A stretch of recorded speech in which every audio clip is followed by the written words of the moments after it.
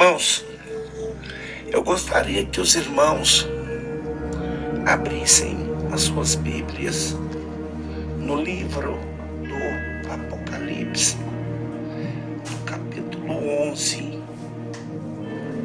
Apocalipse, capítulo 11, onde nós iremos falar sobre a palavra de Deus. Glórias a Deus. Quem está desejoso em ouvir a palavra de Deus, diga glória a Deus. Aleluias. Louvado seja Deus. Diz assim a palavra de Deus, Apocalipse, capítulo 11, e no versículo 1, diz assim a palavra do Senhor: E foi-me dada uma cana semelhante uma vara, e chegou o anjo e me disse: Levanta-te e mede o templo de Deus e o altar e os que nele habitam, e deixa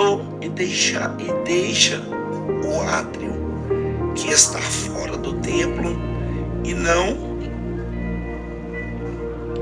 o meça, porque foi dado às nações que pisaram na cidade santa por 42 meses. Aleluias. Louvado seja Deus. Queridos irmãos, esta palavra que acabamos de ler é uma visão das duas testemunhas que encerrarão o intervalo entre a sexta e a sétima trombeta, que está no Apocalipse 10, do 7 até o Apocalipse 11, versículo 14. Esse é o intervalo entre as duas trombetas. O apóstolo João, meus irmãos, aqui ele recebe uma vara para medir o templo de Jerusalém, e em seguida, meus irmãos,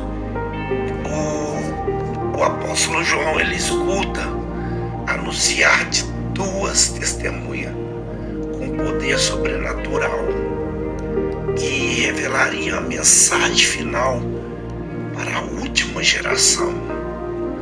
E essa última geração, especialmente os judeus, mas eles são mortos pela besta e ressuscita após 3 dias e meio. E quando acontece um terremoto que destrói a 10ª parte de Jerusalém e que mata 7.000 pessoas, essas testemunhas ouvem uma voz chamando o nome delas novamente para os céus. E elas sobem, meus irmãos, aos céus, e após as duas testemunhas, a visão de João já ativa na 7ª trombeta, com anúncio sobre a volta do Senhor Jesus Cristo. Queridos irmãos, a medição aqui do templo, o cenário, a mensagem das duas testemunhas está em torno do templo, que está no versículo 1, que esse templo é em Jerusalém, e no versículo 2, que também Israel e até as nações. Aqui está claramente mostrando com muita clarividência o propósito da salvação.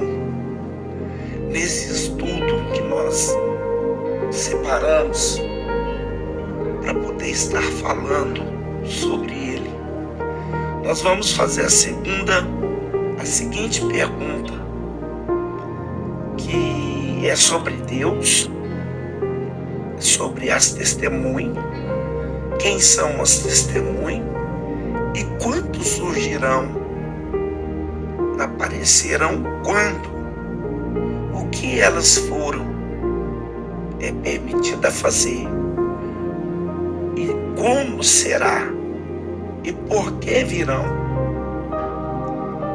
Infelizmente, meus irmãos, muitas heresias são criadas em torno dessa mensagem. Duas testemunhas, elas estão chegando ao ponto de alguma seita dizer que seria principalmente líderes de igreja.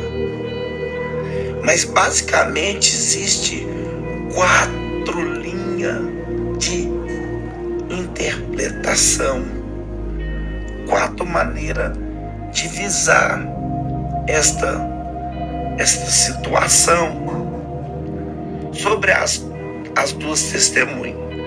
Os estudiosos da linha preterista, eles entendem que se refere dos mártires durante a história de Israel e da igreja que anunciaram a palavra de Deus, da linhagem futurista. Eles entendem que são 2 profetas que surgirão durante a grande tribulação e antes da volta do Senhor Jesus. Eles vão se manifestar. A linha de interpretação dos idealistas ou dos simbolistas, eles ensinam que as 2 testemunhas se referem ao testemunho da fé durante 2 alianças, que é a lei e a graça, durante o Antigo e o Novo Testamento. A outra linhagem de interpretação continua a passar por outras linhas de entendimento, que toda a história que houve as testemunhos mártires, no tempo final, Deus, ele enviará 2 profetas, como está escrito no Apocalipse, né? Mas o nosso ponto de vista hoje, desta noite, é saber quem são as 2 testemunhas do Apocalipse 11. Nós vamos refletir sobre o significado da visão de 2 testemunhas do capítulo 11. A Bíblia, como nós acabamos de ler, ela fala: foi-me dada um caniço semelhante a uma vara, e também foi-me dito: levanta-te e mete o santuário de Deus, o altar, e os que adoram no santuário, mas deixe o lado, o átrio exterior do santuário, e não meça, porque esse átrio foi dado aos gentios, que por 42 meses pisarão na cidade santa. Esta foi a leitura feita da noite. Meus queridos irmãos, o apóstolo João, ele tem a mesma experiência de medir o templo, como fez o profeta Isaías, ou seja, é o profeta Zacarias, no capítulo 40 do profeta Zacarias e no capítulo 43, nós vemos uma leitura semelhante a essa que nós acabamos de ler, que é a leitura da medição de forma profética. Ele faz essa medição. E por que ele faz essa medição? porque Nabucodonosor havia destruído a cidade. Nabucodonosor tinha destruído o templo. E Nabucodonosor também tinha levado o povo de Deus, o povo de Israel, para o cativo em Babilônia. Essa foi uma batalha chamada Batalha de Carquemis. Essa batalha, o grande Nabucodonosor, ele tinha um propósito de destronar duas nações, que era a nação da Síria e que era também a nação do Egito. E neste contexto, meus irmãos, o Egito tinha um fechamento com Israel. Israel pagava tributo para o Egito. Israel tinha um vínculo, uma aliança com o Egito.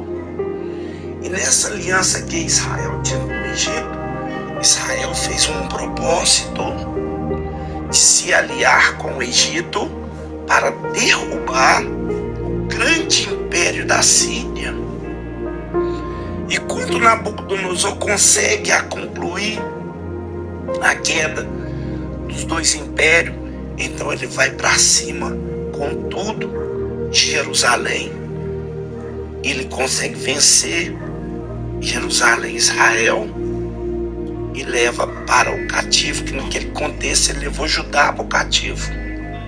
Nesse contexto, Israel já tinha ido, porque Deus tinha prometido, através de uma profecia, que Israel ia deixar de ser Israel, porque a Síria levou as 10 tribos de Israel para o cativo, e essas 10 tribos de Israel só sobrou 3 que ficou em Judá, mas eles se misturaram com os assírios e se tornaram samaritanos. Mas no templo aqui, João, quando ele escreveu o Apocalipse por volta de 95 mais ou menos, né? Porque a cronologia ela não dá uma contagem exata, né? Então a gente vai falar 95 antes de Cristo mais ou menos. Jerusalém e o templo, eles tinham sido destruídos, mas dessa vez não era por Nabucodonosor. Dessa vez era por um imperador romano chamado Tito, né? Esse imperador, ele destruiu o templo no ano de 70 depois de Cristo. Então, esta passagem está a mensagem que tem um propósito de levar a esperança para os primeiros leitores que leu a queda de Jerusalém, a queda do templo de Salomão, né? Que foi o templo de Salomão que caiu primeiro. Foi ali que Deus manifestou no livro de Crônicas, capítulo 6 e 7, e falou com voz de trovão dentro do templo.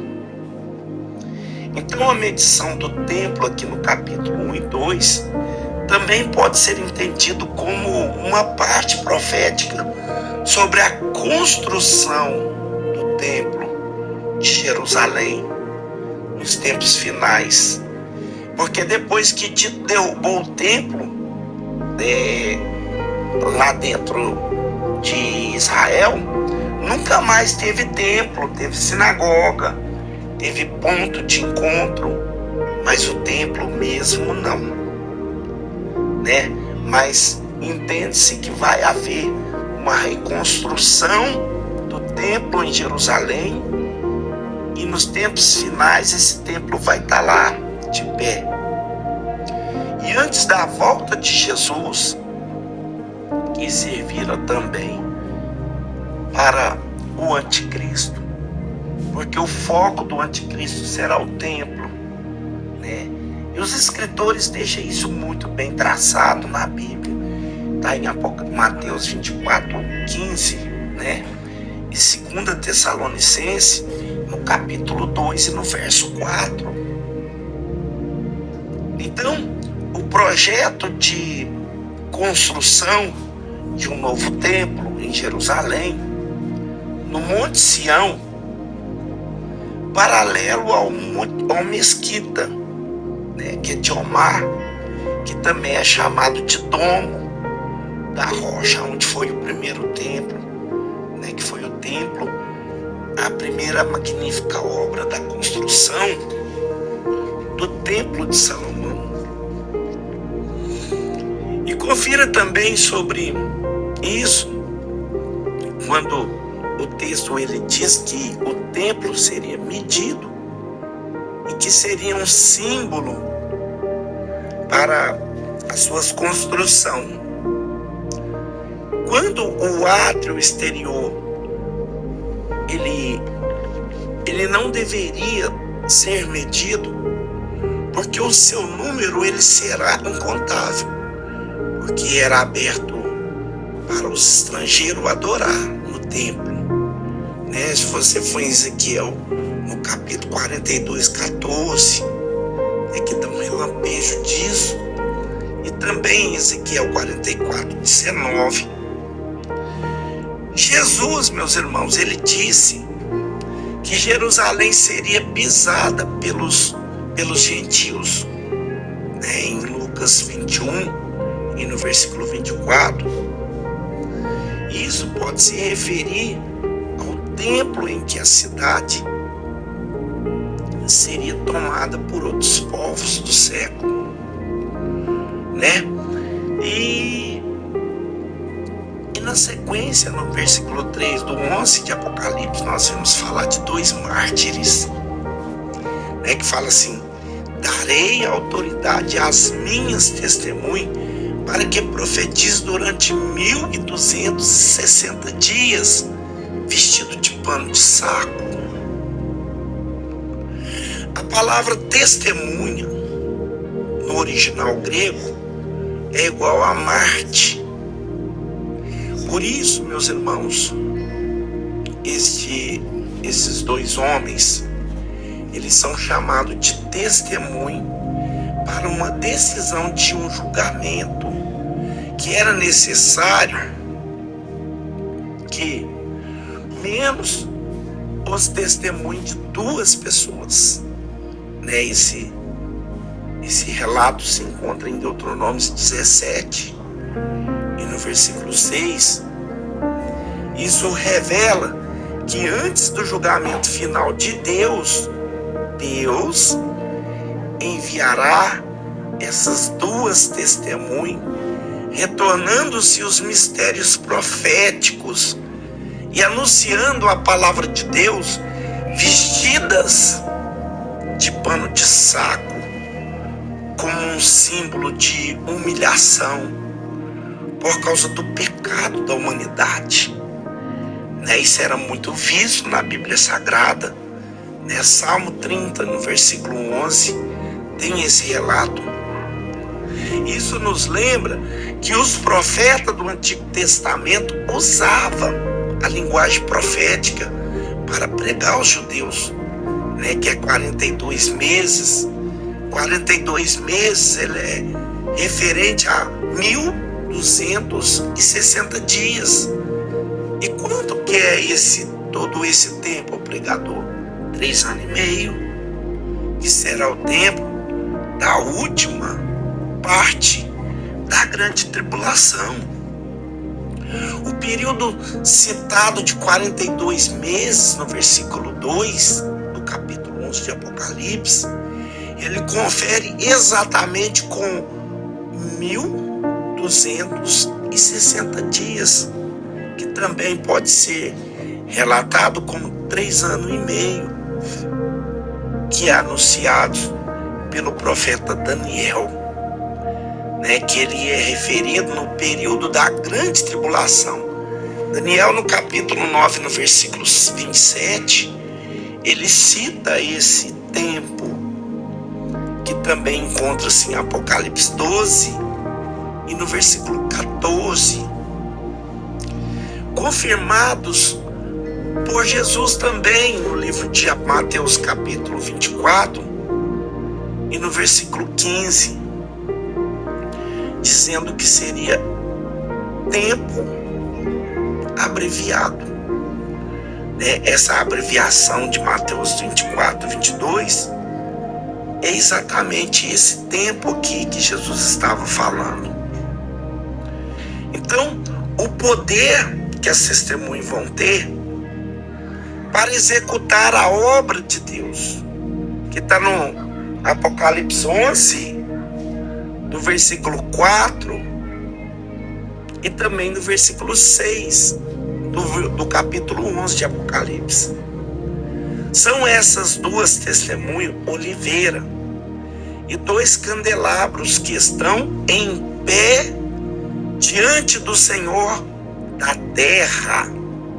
Se alguém pretender causar-lhe danos, da boca dessas testemunhas sai fogo e devora os inimigos. E se alguém pretender causar-lhe algum dano, certamente deve morrer. Elas têm autoridade para fechar o céu, para que não chova durante os dias em que se profetizem, e também têm autoridade sobre as águas para transformá-las em sangue, bem como para ferir a terra com todo tipo de flagelo, tantas vezes quanto quisereis. Que poder que essas testemunhas vão ter. Essas duas testemunhas são chamadas de duas oliveiras. E os dois candelabros, que também é referidos a elas, né?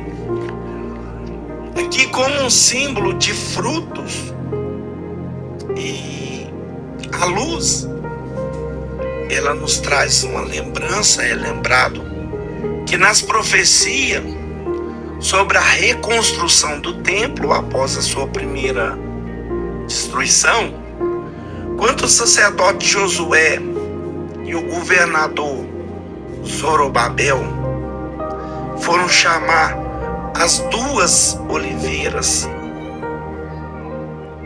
perto do candelabro, né? Isso está em Zacarias capítulo 4 e no versículo 3, que agora também nós estamos vendo em Apocalipse capítulo 11 e no versículo 14.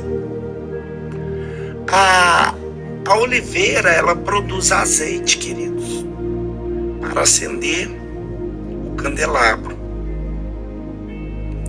O poder das palavras dessas testemunhas são representados pelo fogo, que também está registrado em Jeremias, no capítulo 5 e no versículo 14. As duas testemunhas, meus irmãos, elas lembram os dois profetas do Antigo Testamento. Quem são esses dois profetas? Um deles é Moisés. Moisés, ele transforma a água em sangue em Êxodo capítulo 4 e no versículo 9, e também em Êxodo capítulo 7 e no versículo 19. Sobre o flagelo, né, Moisés também é representado com essa mesma perspectiva, que está em Êxodo capítulo 9 e no versículo 14. A outra testemunha, que é a segunda, ela dá também uma aparição de Elias, né? Que Elias, ele foi considerado no Antigo Testamento como profeta do fogo.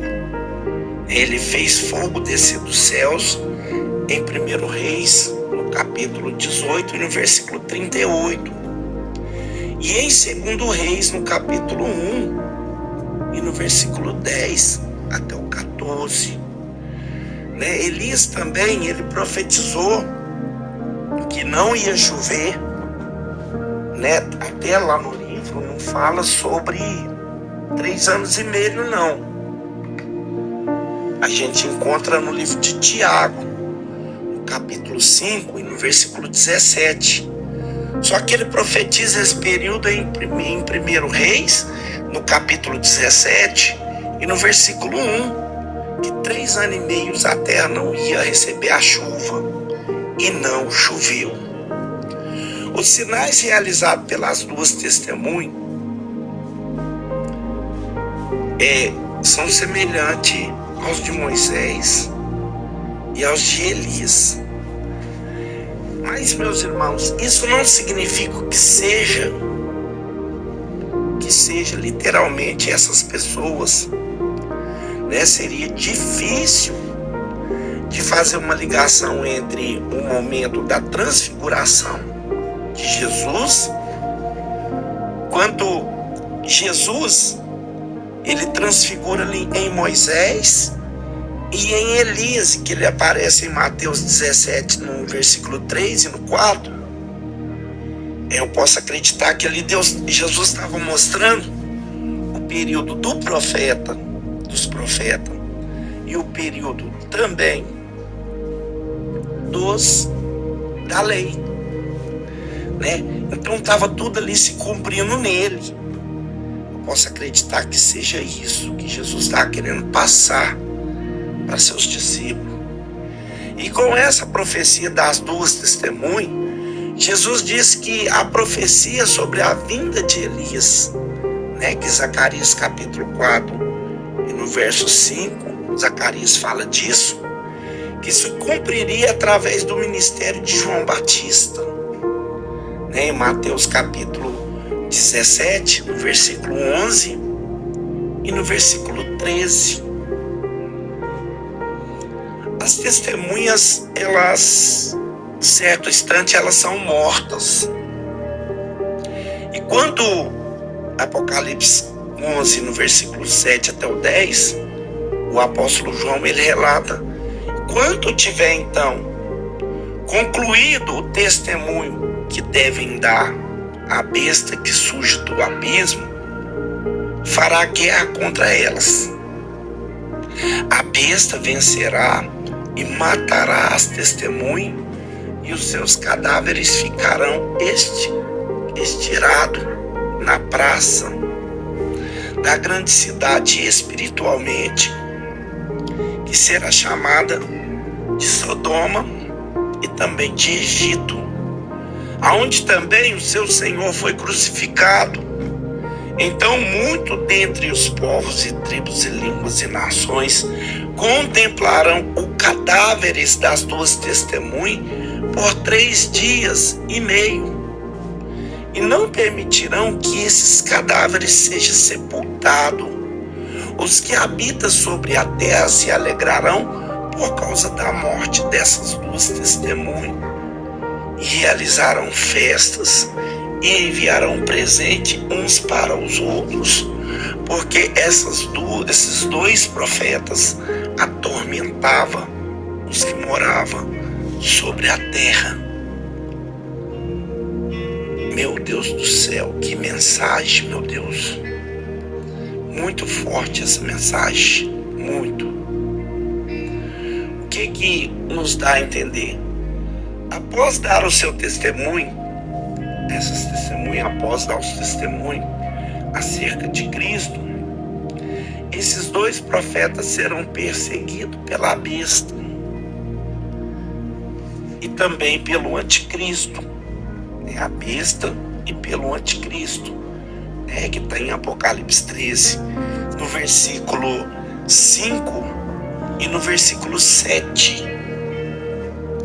E por fim, meus irmãos, eles vão ser martirizados, cumprindo seus propósitos. Os seus corpos ficaram expostos em Jerusalém para todo mundo ver, para que todos vejam, por 3 dias e meio.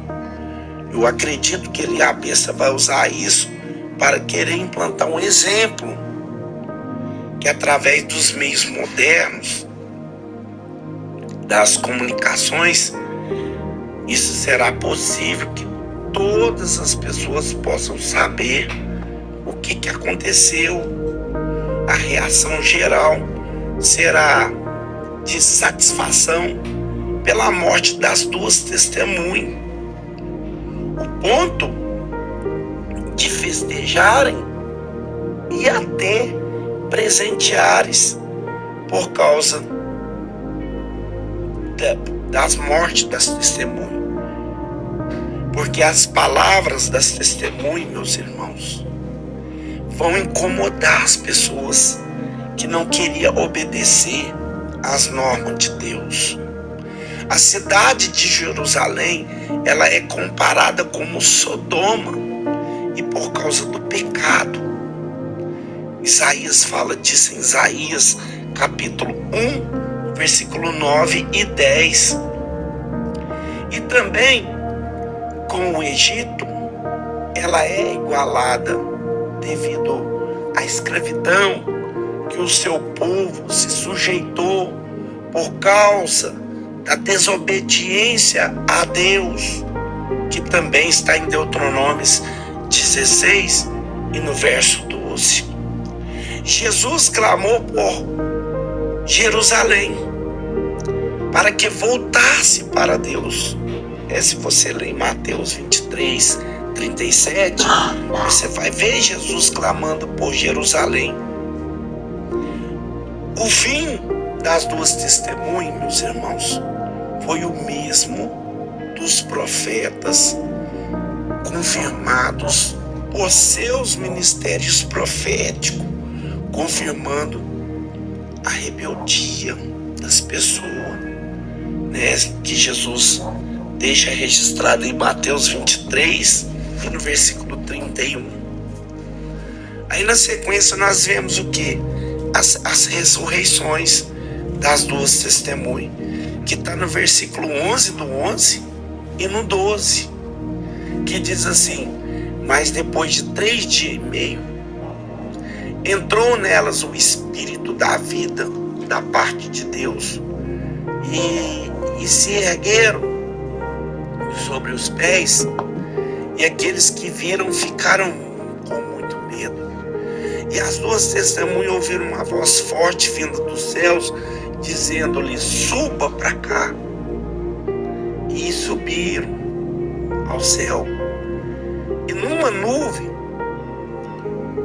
e os inimigos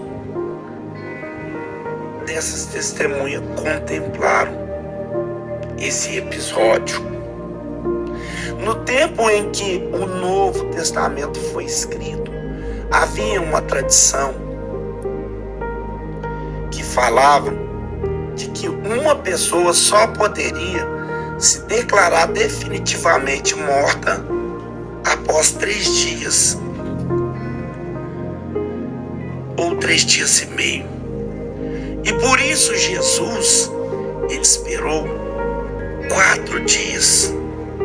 No 4º dia, meus irmãos, Jesus foi lá no túmulo de Lázaro para conferir se realmente Lázaro estava morto, porque ele tinha que cumprir com essa tradição. Porque se ele chega antes para ressuscitar Lázaro, para os judeus isso seria uma farsa. Ele não teria ressuscitado. A morte, ela só era comprovada depois de 3 dias ou até 4. Então, para ser ressuscitado, aqui o mesmo sopro de vida enviado por Deus, que gerou o ser humano em Gênesis capítulo 2, versículo 7, agora ele entra novamente nas duas testemunhas. A aparição são as mesmas. O fôlego de vida que Deus soprou nas narinas de Adão, quando ele criou o Adão, ele vai entrar novamente nas testemunhas, para que as testemunhas se revivam. E da mesma forma que Jesus subiu aos céus numa nuvem, que está em Atos dos Apóstolos capítulo 1, no versículo 9, as duas testemunhas também ouviram a voz chamando no céu e foram levadas em uma nuvem. A transfiguração de Jesus, meus irmãos, quando Jesus aparece ali naquela transfiguração, aparece Moisés e aparece também Elias, e uma voz que veio do meio de uma nuvem que encobriu e desapareceu, que está em Mateus capítulo 17, e no versículo 15 e no versículo 8. As pessoas contemplarão esse fato sobrenatural da mesma forma que aconteceu lá naquele dia da transfiguração. Assim vai ser a nuvem, aquela fumaça, a voz no meio da fumaça de nuvem, vai envolver ali as duas testemunhas. Na hora que a nuvem sair, as pessoas vão denotar que as testemunhas não estão mais ali. Elas foram tiradas através do poder de Deus, E isso vai causar um grande espanto no coração dos rebeldes, das pessoas que fecharam com a besta. E depois o que vai acontecer, pregador? Um grande terremoto. É claro que um grande terremoto vai acontecer no versículo 13. Vamos conferir Mateus capítulo 11, Apocalipse 11 e no verso 13. Diz assim: naquela hora houve um grande terremoto e ruiu a 10ª parte da cidade. Este terremoto morrerá 7.000 pessoas. E as outras pessoas que ficaram vivas ficaram atemorizadas e deram glórias a Deus. Tá vendo? Mesmo depois que as pessoas renunciaram o nome de Deus, elas ainda vão ficar pasmáticas e vão entender que isso veio da parte de Deus. Um grande terremoto que agitará a terra. Quando as duas testemunhas forem arrebatadas aos céus, atingindo a 10ª parte da cidade santa, e matará 7.000 pessoas esse terremoto. E depois desse terremoto, as pessoas serão desesperadamente confusas. Elas são despertadas para reconhecerem que isso veio da parte de Deus. E tudo isso tem um propósito de mostrar o poder de Deus nos céus e o poder de Deus também na terra. Quem não lembra em Mateus capítulo 28 e no versículo 18, que Jesus falou assim: é-me dado todo o poder nos céus e na terra. Assim como houve um terremoto quando Jesus morreu, e outro também quando Jesus ressuscitou, quando ele morreu em São Mateus 27, 54, e quando ele ressuscitou em São Mateus 28, versículo 2, também será o momento em que as duas testemunhas subirem ao céu, vai haver o mesmo terremoto. E no final, o fim do segundo ai e da 6ª trombeta, que está no Apocalipse 11, no versículo 14, João continua dizendo assim: passou o segundo ai, e eis que sem demora o terceiro. A visão aqui de João das duas testemunhas, ela é encerrada. Aqui então a 6ª trombeta, ela vem mostrando o segundo ai. E passando para a conclusão das trombetas, este foi dos intervalos entre os principais sinais e visões que o Apocalipse nos mostra. São parentescas para representar o terceiro ai, que parece uma visão, dando um aviso da sua gravidade. Porque ainda os 3 ais do Apocalipse, né? O primeiro ai na 5ª trombeta, que o demônio é solto do abismo, né? Que está no Apocalipse, no capítulo 9, no versículo 1 até o 12. O segundo ai é na 6ª trombeta. Quando a 6ª trombeta toca, aí surge o segundo ai, que é a guerra na região do rio Eufrates, que está em Apocalipse 9, do versículo 13 até o 21. O terceiro ai, meus irmãos, o terceiro ai, ele acontece na 7ª trombeta, anunciando a volta de Cristo aqui no Apocalipse 11, do versículo 15 até o 19. Então a 6ª trombeta, ou segundo ai, revela um ambiente em que as 2 testemunhas surgem. Ela surge como uma grande guerra na região do rio Eufrates, aonde hoje atualmente é a Turquia, que também podemos falar a Síria, o Irã, né? O impacto mundial vai acontecer. E logo na sequência vai haver a 7ª trombeta. E qual que é o intuito da 7ª trombeta, que está no Apocalipse 15, no 11, do versículo 15 até o 19? Diz assim: o 7º anjo tocou a 7ª trombeta, e houve no céu vozes fortes dizendo: o reino do mundo se tornou do nosso Senhor e do seu Cristo, e ele reinará para todo sempre. E os 24 anciãos que estão assentados nos seus tronos diante de Deus, prostaram-se sobre o seu rosto e adoraram a Deus, dizendo: graça te damos, ó Senhor Deus poderoso, que és, que era, porque assumiste o teu grande poder e passaste a reinar.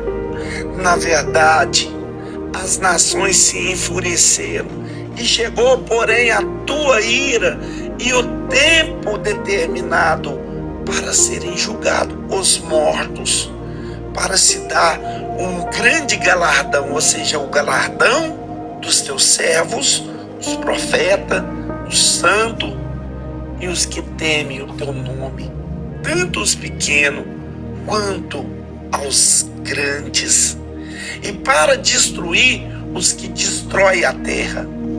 E abriu-se então o santuário de Deus, que se acha no céu, e foi vista a arca da aliança no seu santuário. E sobrevieram relâmpagos, vozes, trovões, terremoto e uma forte chuva de granizo. Meus irmãos, a 7ª trombeta é o terceiro ai que nós lemos aqui no Apocalipse. Esse terceiro ai, ele anuncia a volta de Cristo. O reino do mundo se tornou do Senhor e do seu Cristo.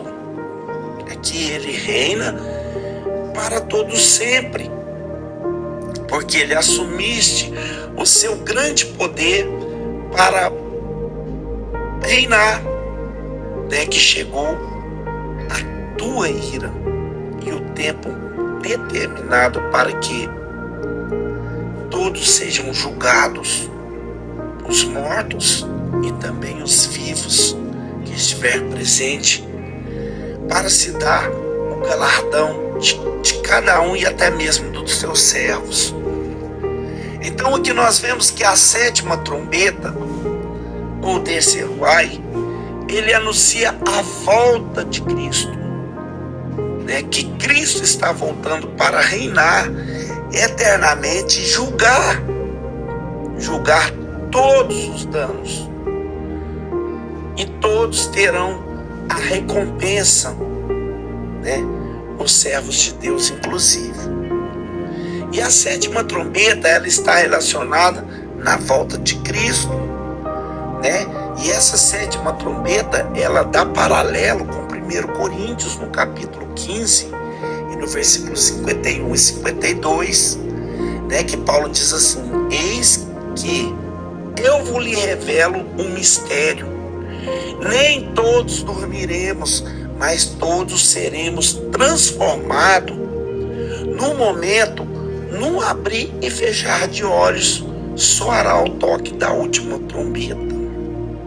Soará. Os mortos, eles ressuscitarão primeiro em corpos incorruptíveis, e nós seremos transformados. Então, a sétima trombeta, ou seja, o terceiro ai do Apocalipse, revela a volta de Jesus, a ressurreição dos mortos, né, que está em 1 Tessalonicenses, no capítulo 4, versículo 16 e 17, se trata do arrebatamento da igreja, né, que está em Mateus 24, 30 e 31. Então aqui um sério problema ao falar sobre a volta de Jesus é separar os eventos, que o primeiro é o arrebatamento, né, que é se arrebatasse a igreja e depois voltasse sendo a este fato relacionado e também inseparável. Isso quer dizer que Jesus virá de uma forma visível, né? Primeiro, é um grande engano. Primeiro, é um grande engano, que está em Apocalipse capítulo 1 e no versículo 7, que diz assim: eis que ele vem com as nuvens, e todo olho verá, mesmo aquele que o transpassaram. Toda a tribo da terra se lamentarão por causa dele, e certamente, amém. A volta de Jesus, ela será visível. Após a sétima trombeta tocar, com a ressurreição dos mortos e o arrebatamento da igreja, também não haverá como falar sobre o arrebatamento sem a ressurreição dos mortos, que será primeiro episódio que se dará na ressurreição dos mortos, que eles terão seus corpos incorruptíveis transformados. Depois nós que estivermos vivos seremos transformados em corpos incorruptíveis e seremos tirados da terra para o episódio da grande tribulação, né? Que será o resgate. E a resposta das duas testemunhas, quem são as duas testemunhas? Porque muitas pessoas falam que são Moisés, que são Elias, porque Moisés morreu e por isso teria que ressuscitar, né? Que está em Deuteronômio 34, versículos 5 e 7. Jesus disse que Elias já veio através do ministério de João Batista, né? Que está em Mateus capítulo 17, no versículo 12. Outros também entendem que é Enoque e Elias. Enoque, não, porque Enoque não era um profeta, né? Embora ele tenha sido arrebatado aos céus vivos, né? Que deixa o relato lá em Hebreus capítulo 11, versículo 5. Mas Enoque também, ele é um profeta, ele não era um profeta. Outros também entendem que é Josué e Zorobabel. Não, porque a profecia, quando ela já se cumpriu, né? E também eles não eram profeta, né? Zacarias capítulo 4, versículo 1 até o 11. Outros acreditam que é o Antigo Testamento e o Novo Testamento. Também não, porque as duas testemunhas, elas morrem e ressuscitam. Então como seria isso? Alguém acredita que é a igreja ocidental e a igreja oriental. Também não. Pelo mesmo motivo, como iria morrer e ressuscitar? Aí tem outros que falam, esses dois profetas durante a grande tribulação, dois profetas sim, mas não são citados os nomes de quem seria. Provavelmente são homens de Deus com caráter carismático, um caráter de profeta, né?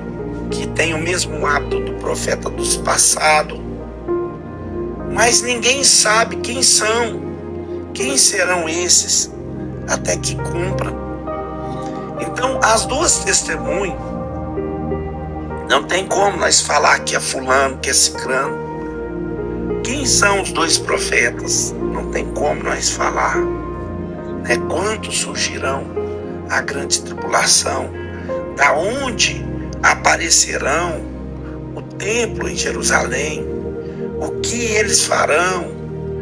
Os sinais poderosos. Também não traz relato como serão eles. A Bíblia fala que vestido de pano de saco, porque eles virão como testemunho para testemunhar a Cristo. Então as duas testemunhas serão dois profetas. Deus, que surgirão durante o final da grande tribulação.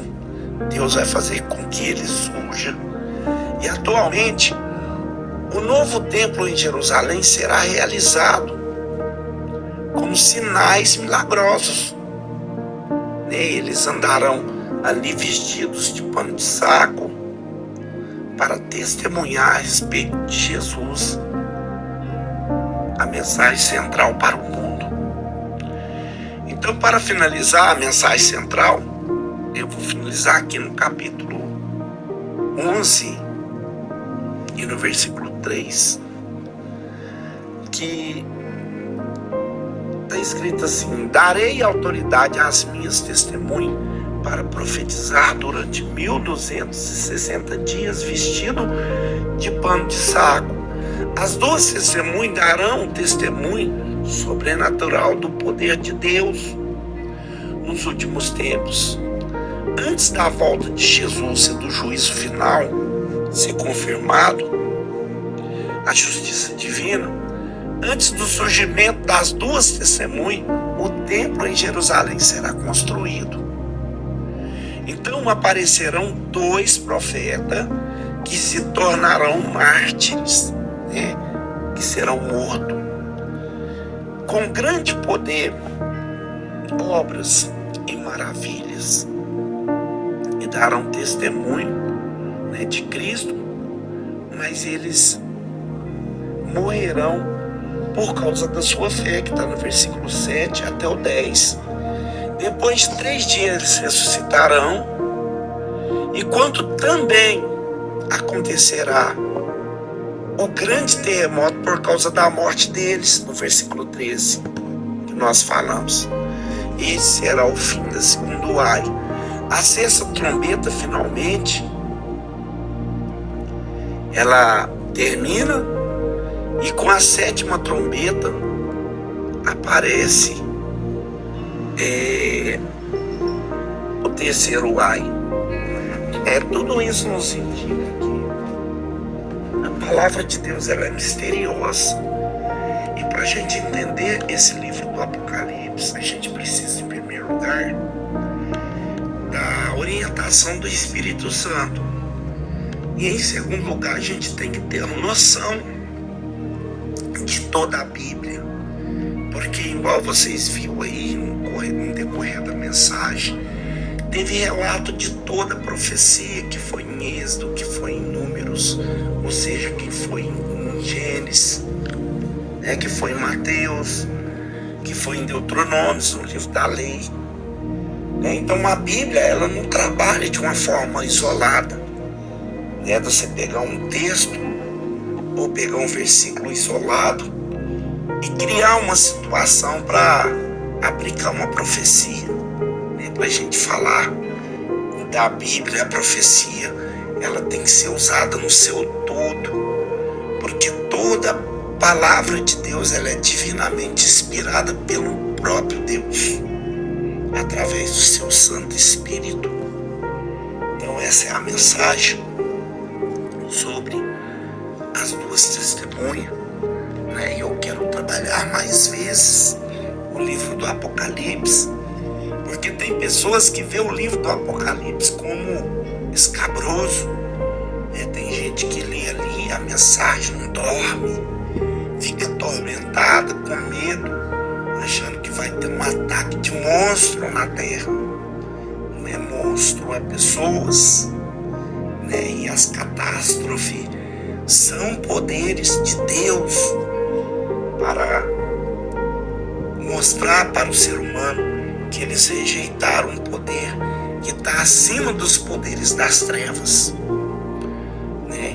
E aquilo que eu não falei, meus irmãos, na próxima sexta-feira, na próxima segunda-feira, nós vamos estar dando continuidade sobre o livro do Apocalipse.